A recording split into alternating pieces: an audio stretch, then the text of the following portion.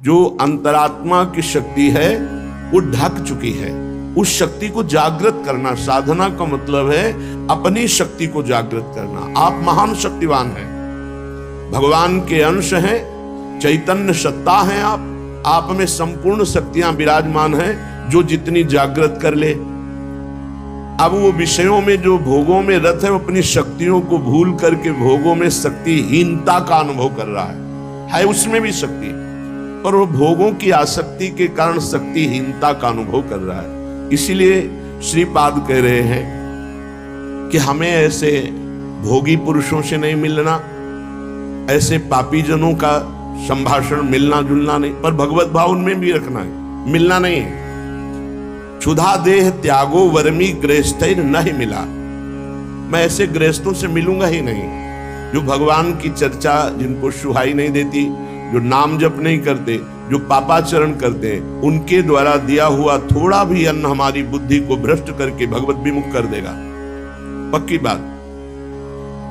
विरक्त हो करके यदि जो गुरु मंत्र नहीं लिए पापाचरण करता है, अधर्मी है, ऐसे का प्रतिग्रह लिया जाए तो बुद्धि भ्रष्ट हो जाती है। और जो भगवत आश्रित रहते हैं तो भगवान ऐसे जनों को सामने आने ही नहीं देते। उनके द्वारा निर्धारित वही आपका भरण पोषण होगा जो आपकी बुद्धि को मंगल प्रदान करे, क्योंकि योगक्षेमम वहाम्यहम्, उसके योगक्षेम का वाहन भगवान करते हैं। उसको चिंतन नहीं करना पड़ता कि कौन अशुद्ध है कौन शुद्ध है, आएगा ही नहीं अशुद्ध आएगा ही नहीं, क्योंकि भगवद आश्रित है। योगक्षेमम वहाम्यहम् श्री भगवान कर रहे। म्यपि श्रेयः प्राप्तो न युवति समीपम क्षण में, एक क्षण भी एकांत में विपरीत शरीर जहां से हमारा काम भाव प्रकट होता है, उसको आपस में एक मिनट भी एकांत में समय नहीं देना चाहिए। अगर देगा तो भ्रष्ट हो जाएगा। 10वां शास्त्रम प्रमाणम, ये शास्त्र प्रमाणित है। कादर की कोठरी में कैसो भी सयान हो जाए, दाग लागी है, पै लागी है, पै लागी है। बहुत सावधान। जिनको सेवा दी गई है कि आप समाज सेवा कीजिए, तो उनको भागवतिक बल भी दिया जाता है, केवल सेवा ही नहीं दी जाती। उनकी निर्विकारता उनके इष्ट और गुरु के बल से सुरक्षित होती है। देखो, अगर नाटक करोगे तो माया तुम्हारे सामने नाटक फैला देगी, नहीं निकल पाओगे। सच्चाई से चलोगे तो माया माँ है और कोई दूसरी वस्तु नहीं है। वो माँ की तरह दुलार करके आपको भगवान के चरणों में पहुंचा देगी। ये सब माया ही है। ये माइक माया है, ये आवाज माया है, ये शरीर माया है, ये जो भी आप देख रहे हैं, गो गोचर जहां लघु मनुजाई सो सब माया जानो भाई। ये माया आपकी मुक्त अवस्था को पहुंचाने के लिए है। अगर आप माया को भोक्ता भाव से देख लेंगे तो आप पतित हो जाएंगे। वो माँ है।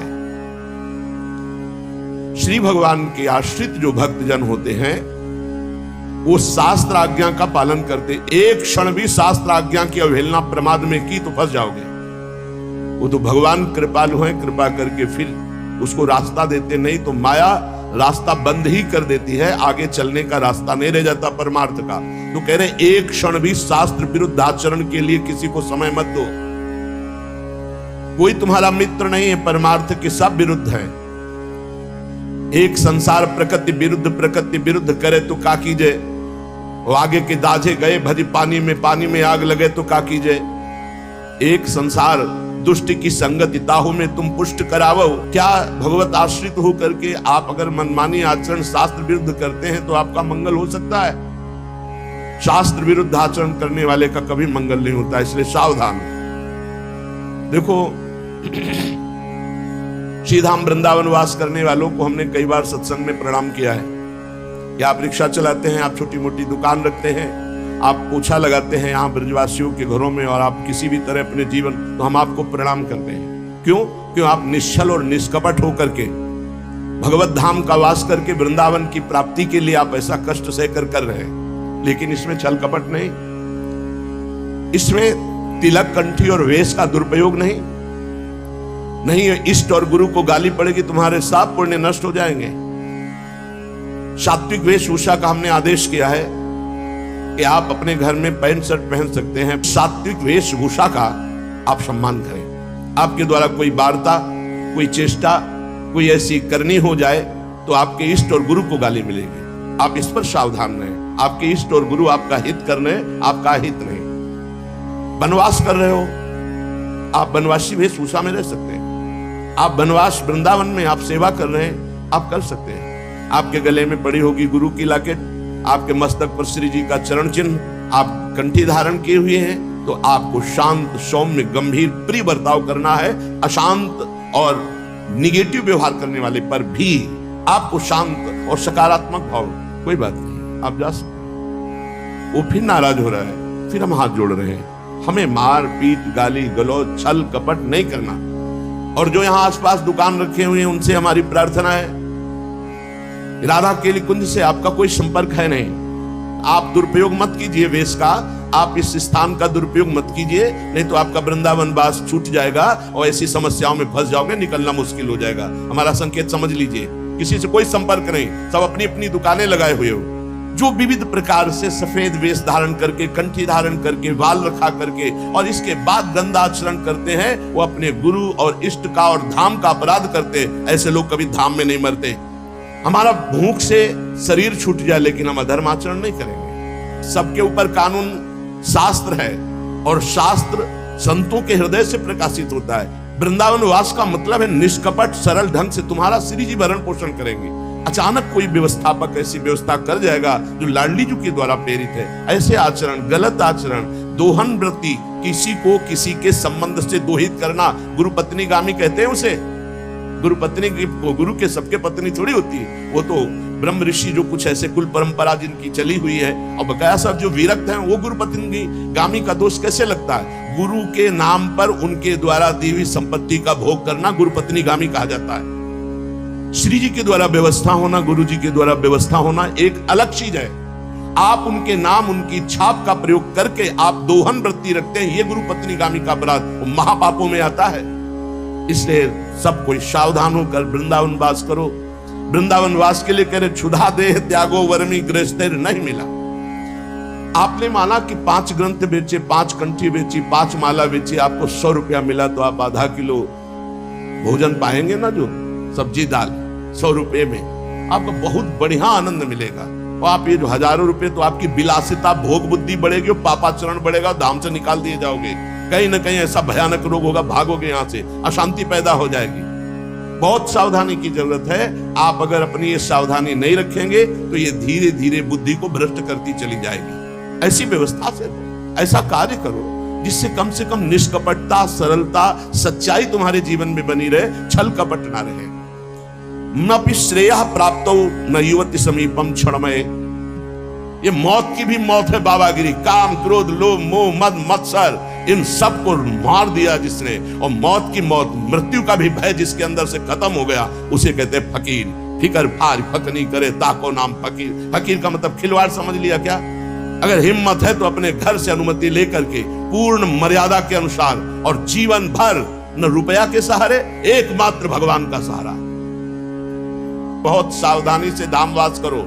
ऐसा मत प्रयोग करो, दोहन वृत्ति मत रखो। गुरु के नाम की, गुरु के प्रभाव की दोहन वृत्ति तुम्हारा पतन करा देगी। ये गुरु पत्नी गामी का कलंक उसको लगता है। बहुत सावधान। गुरु की बेटिया से मिले रहना, ना कुछ लेना न देना, मगन रहना। अब हम आश्रित है तो भरण पोषण गुरु के द्वारा हो रहा है, वो बात अलग है। दोहन वृत्ति नहीं। ना शास्त्र गुरु कोटि भीर न खलु लोक निंदा सतैर, महानर दृष्टि भीर नहीं विपत्ति सौखेर नहीं। करोड़ों करोड़ों बार शास्त्र समझा रहे, गुरु समझा रहे, तुम्हारे समझने की शक्ति नष्ट हो चुकी है। देखो, शक्ति मां है।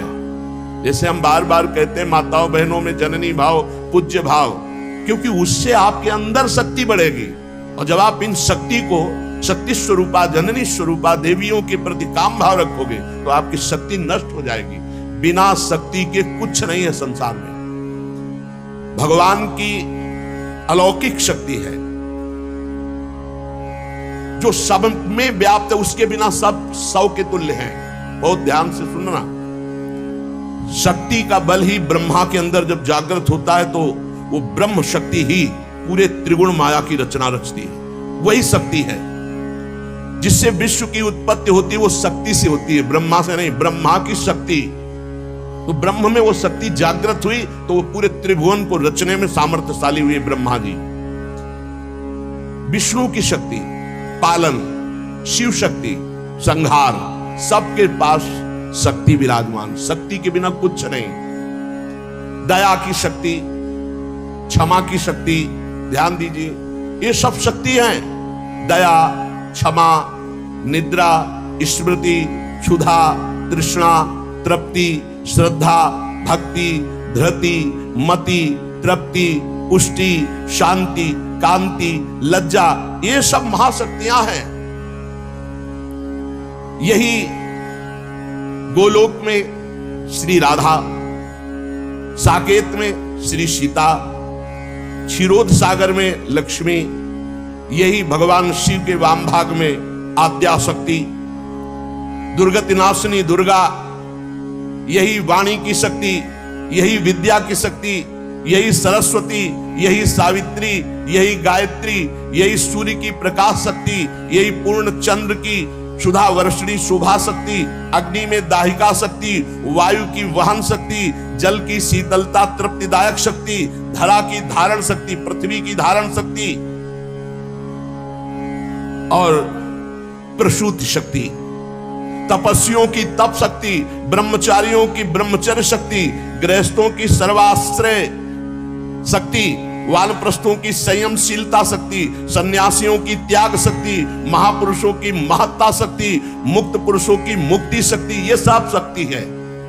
शूरवीरों की बल शक्ति, माता पिता में वात्सल्य शक्ति, गुरु में गुरुता शक्ति, पुत्र में शिष्य में गुरु भजन भक्ति रूपी शक्ति, साधुओं की साधुता रूपी शक्ति, चतुरों की चातुरी रूपी शक्ति और माया की मायावी विभूतियां शक्ति, ये सब एक ही परम शक्ति अनंत रूपों में फैली हुई है।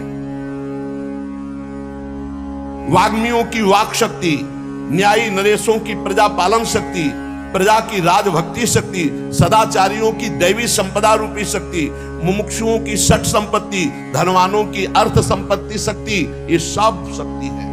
हजारों शक्ति रूप धारण करके चराचर जगत को, ज्ञानियों की ज्ञान शक्ति, प्रेमियों की प्रेम शक्ति, वैराग्यवान की विराग शक्ति, भक्तों की भक्ति शक्ति, यही राज्य लक्ष्मी शक्ति, सौभाग्य लक्ष्मी शक्ति, शोभा लक्ष्मी संपत्ति, यही सब कुछ, यही परमात्मा शक्ति जब जागृत होती है तो त्याग, वैराग्य, तपस्या, काम क्रोध पर विजय और मोक्ष और परम पद और प्रेम, जो चाहे, प्रेम शक्ति भी है।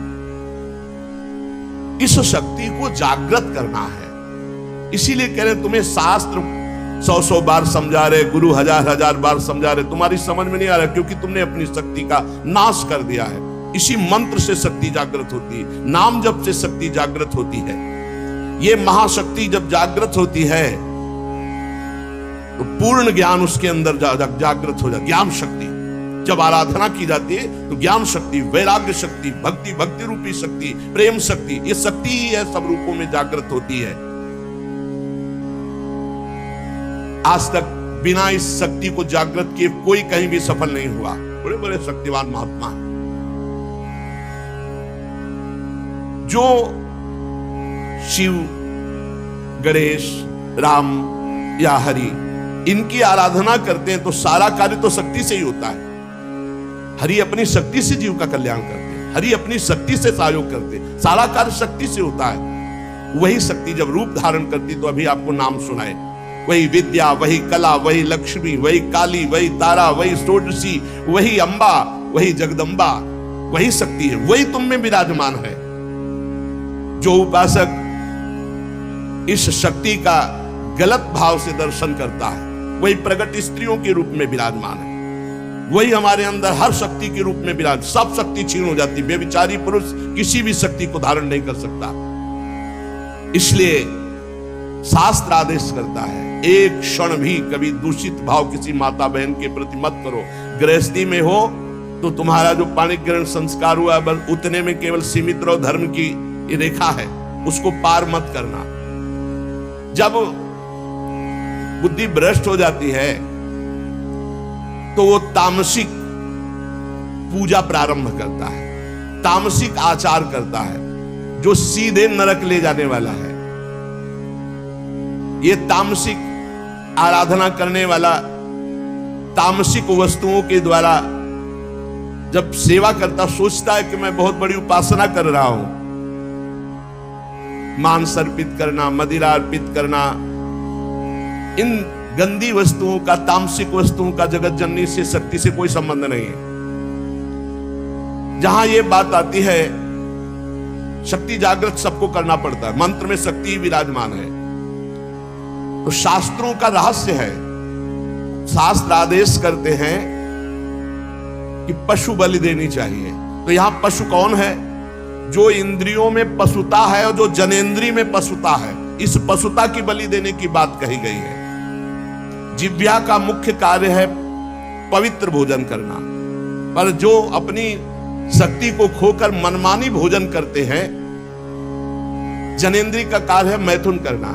जो एक सीमा में न रहकर मनमानी व्यभिचार करते हैं, तंत्र शास्त्र कहता है इसकी बलि, ये पशुता है, इस पशुता की बलि दो कि आज से मैं नियम लेता हूं, हे जगदम्बा आपके सामने सात्विक आहार करूंगा, कभी असत आहार नहीं करूंगा। आज से मैं गृहस्थ हूं तो अपनी पत्नी से केवल धर्मानुसार संतान उत्पन्न करने के लिए, अन्यथा मैं आजीवन संयम से रहूंगा। ये बलि देने की बात कही गई है। जो काम की लिप्सा है उसका नाश करो। जो स्वाद की, ये दो इंद्रियां बड़ी प्रबल हैं, जनेंद्री और रसेंद्री। परमार्थ में चलने वाले को अपनी दैवी संपदा जागृत करने के लिए इन दो की बलि देना ही पड़ेगा, जबान के स्वाद की और जनेंद्री के भोग की। इस पशु बलि के अतिरिक्त पराशक्ति को कहीं भी ऐसा नहीं लिखा कि अन्य पशुओं की बलि चढ़ाई जाए। जिह्वा पशु की बलि चढ़ाओ, मतलब जिह्वा काटना नहीं है, जिह्वा की रसेंद्री में सात्विक भोग केवल ले जाना है, रजोगुणी तमोगुणी भोजन नहीं पाना है। और ये जो अज्ञानी जन नहीं जानते हैं, ये भोले भाले पशुओं की बलि करते हैं और सोचते हैं कि मां प्रसन्न हो जाएगी, शक्ति जागृत हो जाएगी। और जो जनेंद्री को संयम में रखता है, समस्त चराचर जगत की जितनी भी स्त्रियां हैं सबको जगदम्बा का स्वरूप मानता है, भगवती की शक्ति उसके अंदर जागृत हो जाती है। विद्या समस्ता तव देवी भेदा स्त्रिया समस्ता सकला जगत्सु। जितनी विद्याएं भेद से सब है जगदम्बा आप भी हैं, और जितनी माताएं हैं वो सब छोटी बड़ी सब हे जगदम्बा आप ही हैं। जो गृहस्थाश्रम का व्रत धारण किए एवं पितृ ऋण से मुक्त होने के लिए केवल संतान उत्पत्ति के लिए अपनी पत्नी से सहवास करते हैं और निरंतर भगवत भजन करते हुए संयम से चलते हैं, उनको भी ब्रह्मचारी ही कहते हैं, उपासक ही कहते हैं। अन्यथा जगन माता की तरफ यदि काम दृष्टि से देखा तो वो संहार शक्ति भी है, तुम्हारे अंदर की साधना दैवी संपदा सबका नाश हो जाएगा। किसी भी माता बहन की तरफ काम दे, वो तुम्हारी भोग्य वस्तु नहीं है। अगर असावधानी की तो आपकी आंतरिक शक्तियां आपको छोड़ देंगी, फिर आप पतित हो जाएंगे। ये मोक्षदायिनी शक्ति है यदि सही भाव से चला जाए। उपासक इस मार्ग में, भगवत मार्ग में बलिदान जरूर देना होता है, बलि देनी ही होती है। बहुत सावधानी से सुनना, यहां अपने भोग वासना की बलि देनी होती है। जो भोगों में फंसा हुआ है उस वृत्ति की बलि देनी होती है। ये मां के नाम पर, मां की ही संतान और उसका गला काट करके, ऐसी बलिदान की कई शास्त्रों में आज्ञा नहीं की गई। मां को हर संतान अपनी उतनी ही प्यारी होती, चाहे वो मूर्ख क्यों ना हो। तो जगन माता जगदम्बा दिव्य शक्ति, इनके बिना तो कुछ है ही नहीं।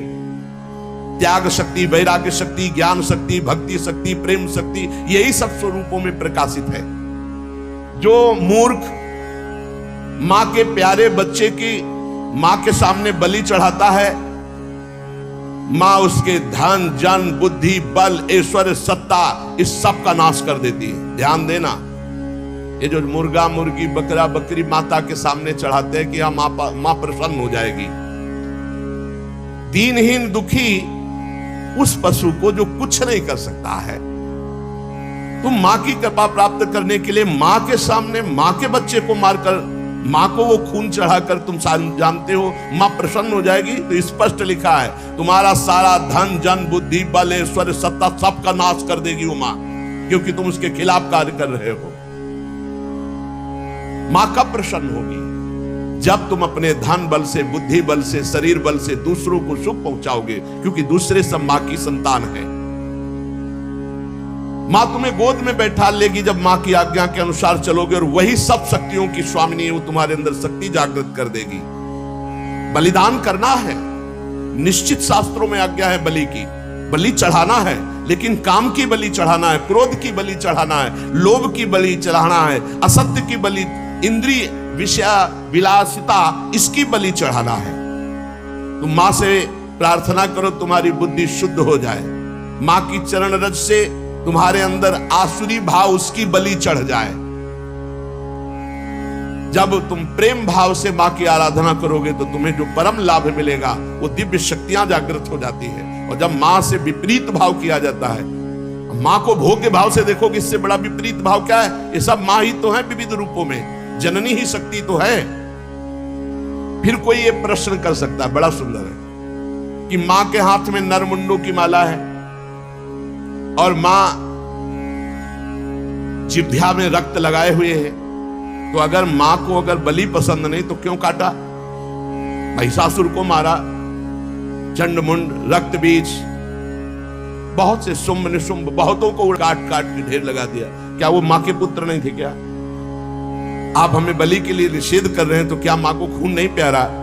तो कह रहे वो मां के बच्चे नहीं हैं, हम ऐसा नहीं कहते, वो मां के बच्चे हैं, पर वो मां से ही भोग करने की भावना रख रहे थे और मां के उन सीधे साधे दुर्बल बच्चों की हिंसा कर रहे थे। तो अगर एक बच्चा ऐसा हो जाए कि पूरे परिवार को काट रहा है तो मां स्वयं काट देगी, वो अपने दुलार को एक तरफ रख के उसको काट देगी। पूरे विश्व की रक्षा के लिए इन राक्षस रूपी पुत्रों की मां ने स्वयं हत्या की और उन्हीं की प्यार से मुंडों की माला धारण की, जो पूरे चराचर जगत का विनाश कर रहे थे। पूरे चराचर जगत को कष्ट दे जो बालक, तो मां समर्थ होते हुए कैसे बर्दाश्त कर सकती है? इसलिए निरपराध ये बकरा, ये मुर्गा किसी को कष्ट नहीं दे रहे। अगर तुम्हें बलि चढ़ानी है तो अपने काम, क्रोध, लोभ, मोह, मद, मत्सर की इनकी बलि चढ़ाओ, अपनी वासनाओं की बलि चढ़ाओ, अपनी जिह्वा रसेंद्री की बलि चढ़ाओ कि हम ऐसे गलत भोजन नहीं करेंगे, जनेंद्री, हम किसी माता की तरफ कभी हम गंदी दृष्टि नहीं रखेंगे, सब में भगवत भाव रखेंगे। जो इन सीधे साधे पशु पक्षियों की बलि चढ़ाता है, भगवती फिर उनका विनाश दूसरे रूप में करती है। इसलिए उपासक किसी भी तरह से कोई आसुरी प्रवृत्ति वाली उपासना न स्वीकार करे, कोई आसुरी प्रवृत्ति वाले आचरण न करे, किसी भी शक्ति को मंजूर नहीं। शक्ति सबको चाहिए, चाहे किसी भी मार्ग में चलने वाला हो, शक्ति सबके अंदर जागृत होती, बिना शक्ति के एक कदम नहीं चल सकता। पशु बल, मानव बल, असुर बल, देव बल, ये ईश्वरी शक्ति के आगे नहीं, सब ईश्वरी शक्ति के अंतर्गत है।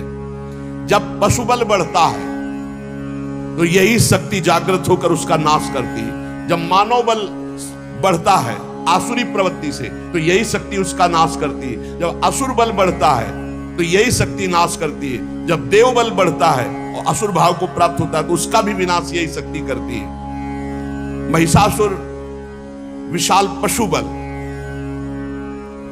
तो भगवान की शक्ति ने महान दुर्गा रूप धारण करके काट के फेंक दिया महिषासुर को। मानव बल जैसे कौरवों में बढ़ा, मानव बल जैसे बाणासुर में बढ़ा, मानव बल शास्त्राबाहु अर्जुन में बढ़ा, परशुराम की शक्ति ने काट के फेंक दिया। श्री कृष्ण शक्ति ने बाणासुर को सीमित कर दिया, श्री कृष्ण शक्ति ने कौरवों का विनाश कर दिया। मानव बल, जब अपनी मर्यादा से कोई बल बढ़ता है, भगवान की दिव्य शक्ति उसका शासन करती है। जैसे रावण का असुर बल बढ़ा, भगवान ने रान को कुल रोवनहारा। जब इंद्र देवता का दैव बल बढ़ा तो गिरिराज जी उठाकर सारा बल उनका चूर कर दिया, घमंड चूर कर दिया कि मैं देवराज हूं। ईश्वरी शक्ति चारों तरफ से आपको घेरे हुए है। आप साधारण नहीं है, आप भगवान के अंश हैं। आप मर्यादा से चलेंगे, आप सत्य मार्ग में चलेंगे तो आपके अंदर ईश्वरी शक्ति जागृत होगी, और असत्य मार्ग में तो वही ईश्वरी शक्ति आपका विनाश कर देगी, ऐसी जगह ले जाएगी कि आपका नाश हो जाएगा। इसलिए आप अपनी शक्ति का जागरण करें, ना कि अपना नाश अपनी ही शक्ति से करवावे। यही बुद्धि शक्ति, या देवी सर्वभूतेषु बुद्धि रूपेण संस्थिता नमस्तस्यै नमस्तस्यै नमस्तस्यै नमो नमः। यही दैवी शक्ति आपको गलत सलाह दे देगी। जब आप गलत आचरण में जाओगे, अधर्म आचरण करोगे, तो बुरी दशा आने के पहले बुद्धि बदली जाती है। जाका विधना दारुण दुख दीन, ताकि मत पहले हर लीन। मत माने बुद्धि का अपहरण हुआ, जीव का नाश हो गया। इसलिए श्रीपाद प्रबोधानंद जी कह रहे, तुम्हारे अंदर शक्ति है, कोटि भीर्न शास्त्र गुरु करोड़ों करोड़ों बार समझा रहे, तुम्हारी समझ में नहीं आ रहा। तुम खलु लोक निंदा सतई, 100 बार तुम्हारी निंदा हो रही है, ऐसे आचरण करते फिर भी तुम्हारी समझ में नहीं आ रहा। महान दृष्टि भीर नहीं विपत्ति सौखेर नहीं, अब महाविपत्ति आने वाली है, अब क्या करोगे? क्योंकि जो तुमने कर्म किया वो तुम्हें भोगने पड़ेंगे। पूर्व से अभी इसी जीवन में आप अपने जीवन को झांक करके देख लीजिए, आपके जीवन में क्या क्या हुआ है। आप खुद इस बात की गवाही है कि अगर वो केस खुल जाएं जो आपके जीवन में हुए हैं तो नरक, जेल और निंदा, इसके सिवा कुछ नहीं है। आज भगवान की कृपा हुई कि सबको ढक करके तुम्हें उत्तम मार्ग में चलाने के लिए भगवान अवसर मिल गया है। अब तो होश में हो जाओ। श्रीपाद कह रहे, लेस मात्र कहीं भी सुख नहीं है, या धर्माचरण तुम्हें महान दुख प्रदान करेंगे। हाय हतभाग्य, फिर भी वो कामांध होकर दूसरी माताओं की तरफ भोग दृष्टि से देख रहा है। मनागपि ननोत्सहे हतमनो युवत्या हृतम निरोधभूत मत ईदृशम किम वितासे वृंदाटवी। कैसे वृंदावन तुम्हारा कल्याण कर देगा, कैसे तुम्हारा वृंदावन रक्षा कर देगा यदि वृंदावन में माताओं बहनों के प्रति तुम काम दृष्टि रखोगे। हाय हाय, हजारों बार करोड़ों बार गुरु समझा रहे, शास्त्र समझा रहे, फिर भी तेरी समझ में नहीं आ रहा। और मैं स्वयं कह रहा हूं कि लेस मात्र सुख इसमें नहीं। श्रीपाद कह रहे, मैं स्वयं कह रहा हूं कि लेस मात्र इसमें सुख नहीं, फिर भी तू माताओं बहनों की तरफ काम दृष्टि, दोष दृष्टि, भोग दृष्टि रख रहा है। कैसे तुम्हें वृंदावन रक्षा करेगा, कैसे तुम्हारे वृंदावन हृदय में प्रेम प्रकाशित करेगा जब बार बार शास्त्राज्ञा और गुरु आज्ञा का उल्लंघन कर रहे।